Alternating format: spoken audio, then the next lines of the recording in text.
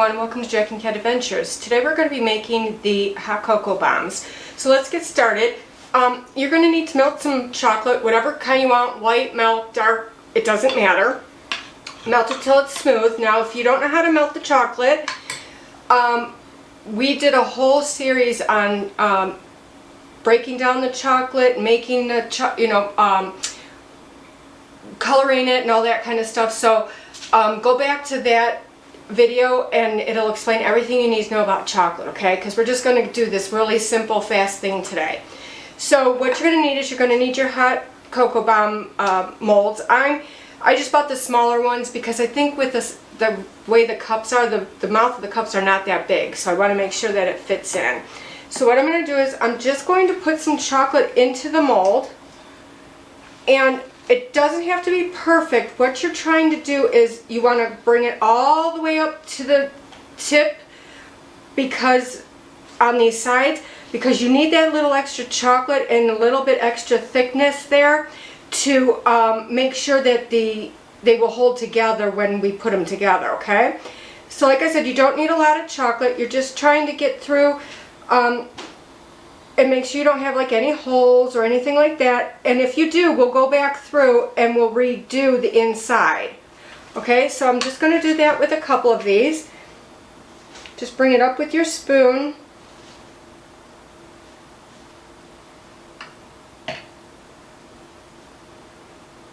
Bring it up with your spoon. And like I said, don't worry because we can go back after these sit in the refrigerator for a few minutes. We can go back and put another light coat on them, okay? I just want to make sure that your molds are nice and clean from the chocolate once you put it in. Spin your mold around, you can see where you missed a spot. Yeah.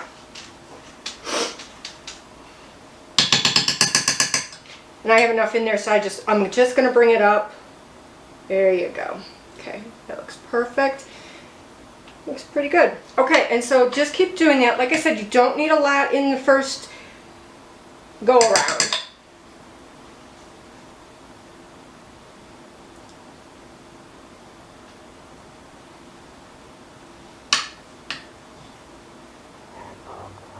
Alright, so I filled 2 of the molds, okay?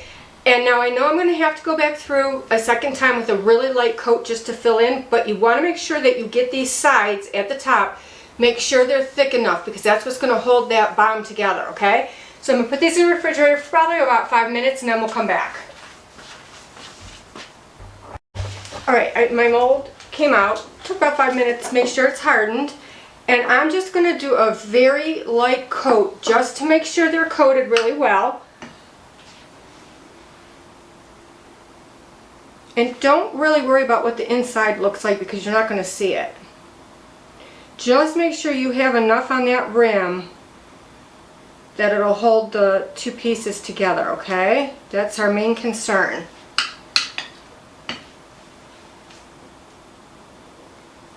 I don't mind these being a little bit thicker than what they normally do because it just adds more chocolate to that hot cocoa.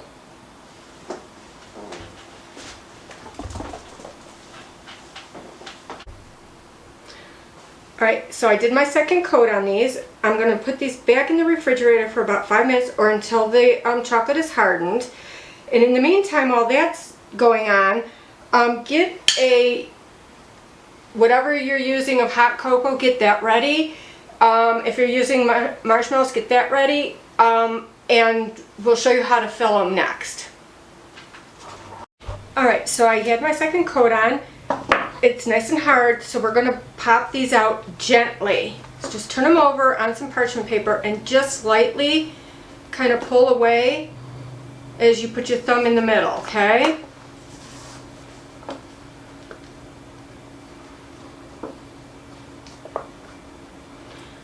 Just don't be in a hurry.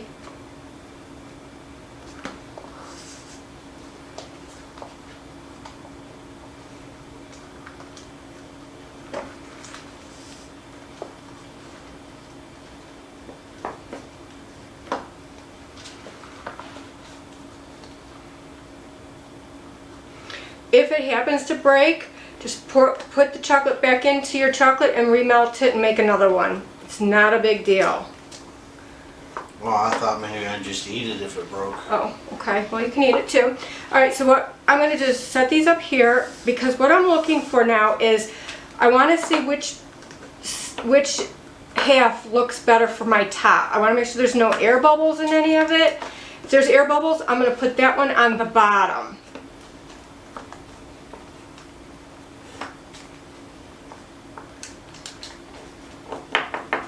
I have to say, these all look marvelous.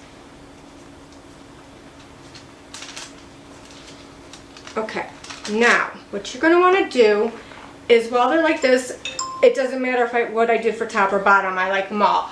So what you're going to do is you're going to take your bottom and you're going to heat up a plate. Now I just put mine, while I was heating up more chocolate, I just put mine on the hot burner, but you can get a pan of boiling water, simmering water, and you can place this on top. Just make sure none of this chocolate hits any water, okay? So you would have to dry the bottom off.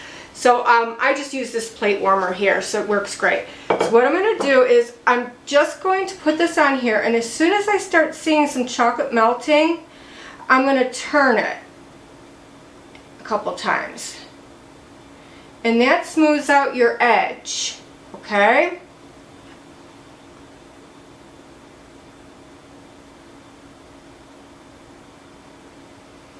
That's all you're looking for, is to get that edge smoothed out.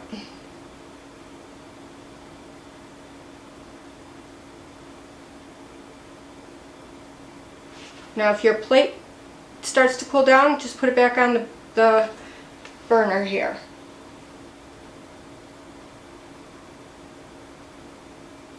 Move it around in a circle, because you're just flattening out that edge.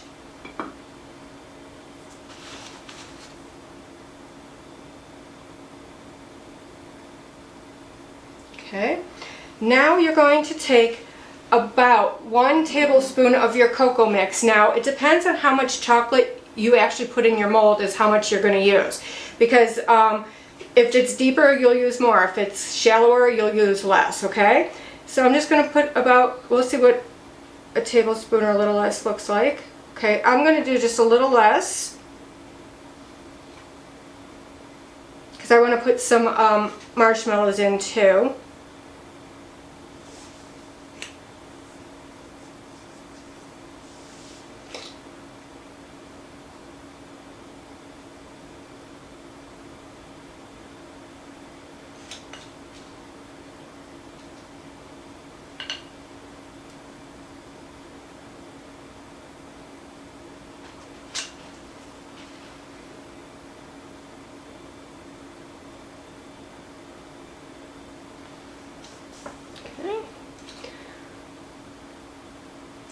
Alright, and now I'm just going to add some of these mini marshmallows.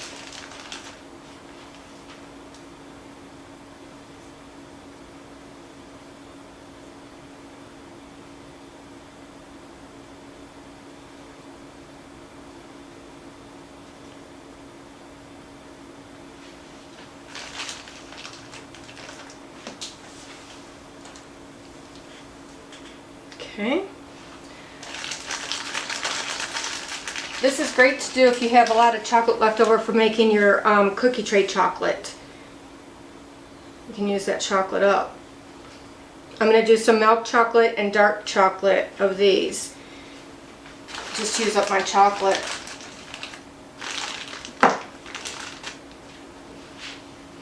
Okay, now what we're going to do, put one little small one in there. Okay, now what we're going to do is I'm going to heat this plate back up. So I'm just going to move my chocolate off to the side just for a second.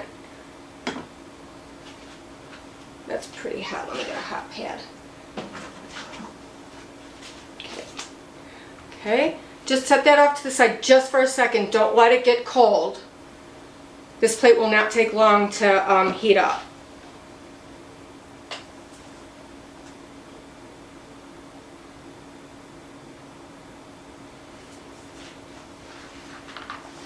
And don't wash your molds in between, just wipe them out with a paper towel. Don't use a towel because you'll get lint on them. Just use a paper towel and wipe it out a dry paper towel. Don't put any water near chocolate. Water and chocolate does not ever go together. This one, I think that side's a little bit hotter.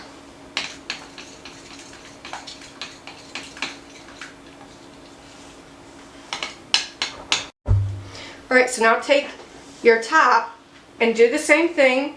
Get your plate hot, get it melting a little bit.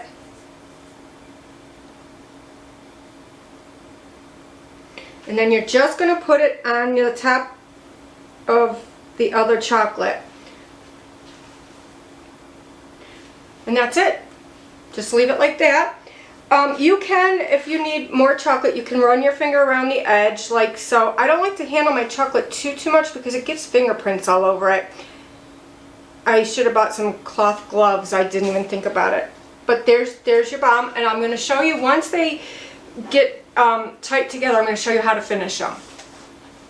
Alright, so what I did was, while I was making the rest of the milk chocolate that I had, when you have just a little bit left where you can't make any more of the bombs, go ahead and set your chocolate off onto like a hot pad just to cool.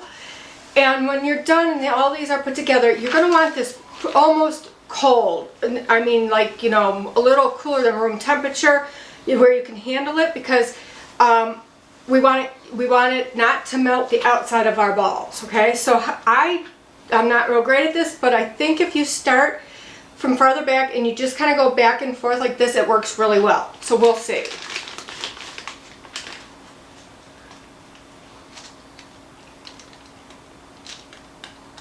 Yep, that works, guys.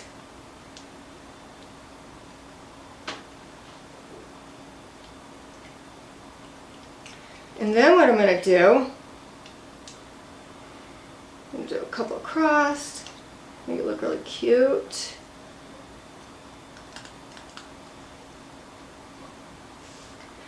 And then I'm going to just take some sprinkles that will melt in the cocoa, and I'm just going to put some pretty decorations on top, okay? So I think I'll do a little bit of the red.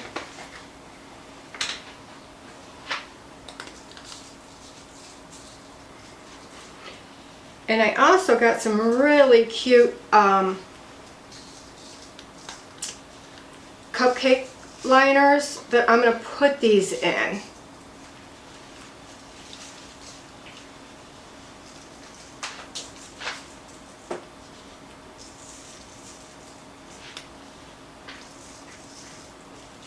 You don't even have to put sprinkles on them if you don't want to. It's all up to you what you guys want to do.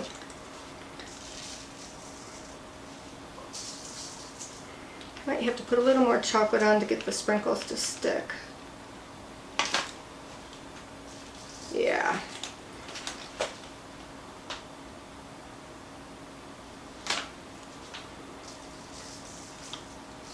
That looks better.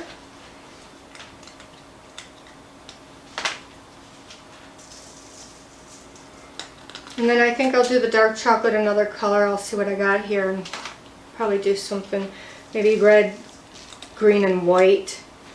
Make it look really festive.